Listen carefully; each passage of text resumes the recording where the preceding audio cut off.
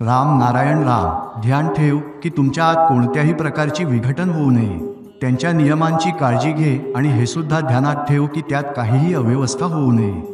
मी तुम्हाला सांगत होतो की जेव्हा मी डोंगरावर होतो तेव्हा तिथे कोणीतरी दुसऱ्याच्या दिशेने पाहतही नव्हते आणि आमच्या इथे जर कुणाचा कपडा थोडासा हलला तरी सर्वांना त्या दिशेने पाहण्याची इच्छा असते। इच्छा अशी एक गोष्ट आहे की जिथे आवरण असते तिथे कमी पण असते। जिथे सर्वजण नग्न असतात, मुलंमुली सर्व रस्त्यावर झोपलेली असतात, पण कोणीही दुसऱ्याच्या दिशेने पाहत नाही। ते लोक आमच्याबद्दल सांगतात की तुमच्या इथे लोक तर क्रूर आहेत म्हणून ते पडदा लपवून राहतात। आम्ही त्यांना क्रूर म्हणतो कारण ते नग्न राहतात। ते म्हणतात की प्रकृतीमध्ये अडथळा निर्माण करू नका। आमच्यात संयम स्वाभाविकपणे असतो। जर कोणी दुसऱ्या स्त्रीसोबत काहीतरी करायचं असेल तर त्याने आधी तिला इशारा देतो आणि जर ती इशाऱ्याला प्रतिसाद देत नसेल तर आम्ही तिच्या सोबत जात नाही। जर दोघांच्या संमतीने आम्ही काही केले तर त्यात काही अडचण नाही।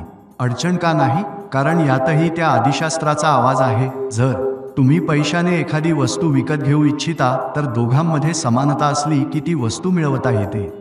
हे करण्यामध्ये काहीही अपराध नाही। पैसा एक प्रकारचा प्रेमासारखा आहे। ते म्हणतात की आमच्या देशात प्रेम समजले जात नाही।